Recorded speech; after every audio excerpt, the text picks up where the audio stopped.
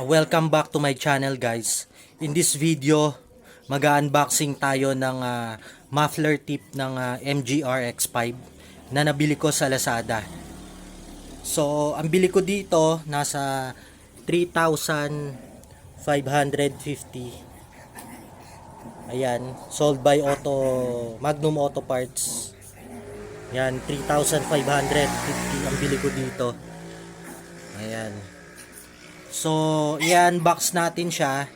Then after natin siya inbox, install natin siya. So guys, ito na, unbox na natin siya. Ayan, wala akong cutter eh. So, gunting na lang gagamitin ko.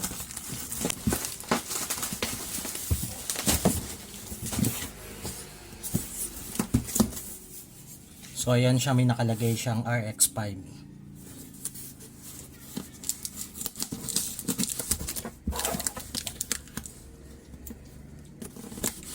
So guys, ito na pala siya. Oh. Medyo malaki pala siya. Actually, yung rear bumper kasi ng RX5, meron na siyang abang eh. Para dito. So ito siya. Oh, maganda siya. Ayan oh.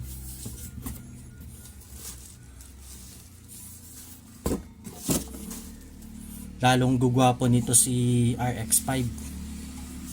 So ito, meron pa siyang ganito. So mamaya titignan natin kung paano ang pag-install nito.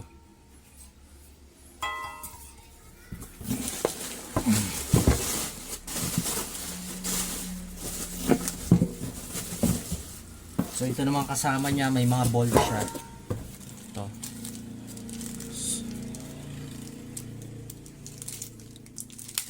Kasama siya. Malamang ito para dito to. Ito para dito. Ayan, washer. Ayan ang laman niya. So guys, tara, install na natin. So guys, kailangan natin ng glasses kasi baka malagyan yung mata natin pag nag-grind tayo. So for safety. So tara, simulan na natin.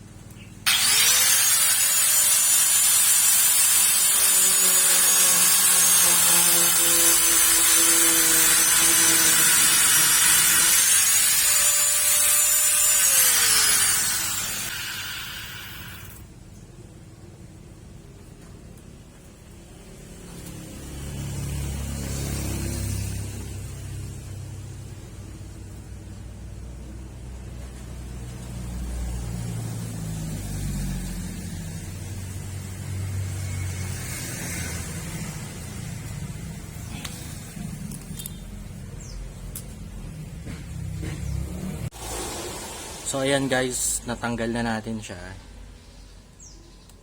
So kabit na natin. Guys, luwagan lang natin to.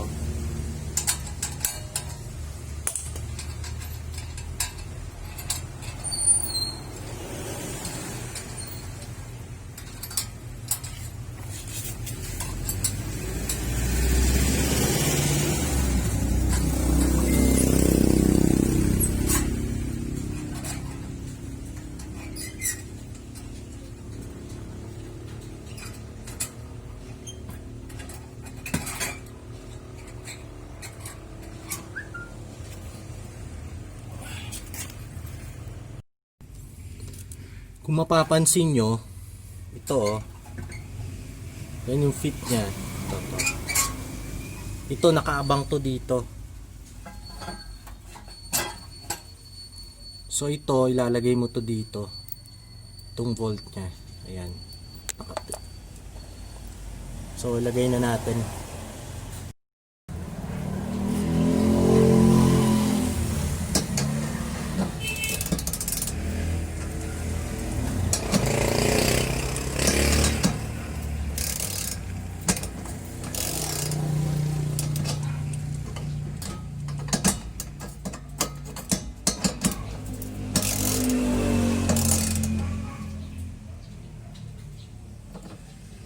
Ayan, mahigpit na.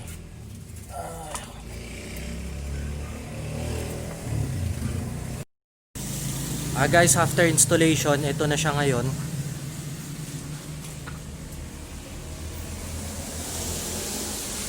So, masasabi ko lang, sobrang worth it talaga ako dito sa nabili ko. Sobrang satisfied ako. Sulit yung 3,550 ko. Dahil, tingin ko lalo siyang gumanda eh. Lalo siya naging wide tignan. Sa mga naka MG RX5 dyan, marirecommend ko talaga to. Isa to sa mga pinaka magandang upgrade na dapat yung gawin sa MG RX5 yung itong muffler tip na to. So guys, kung nakatulong sa inyo tong video na to, please like and subscribe.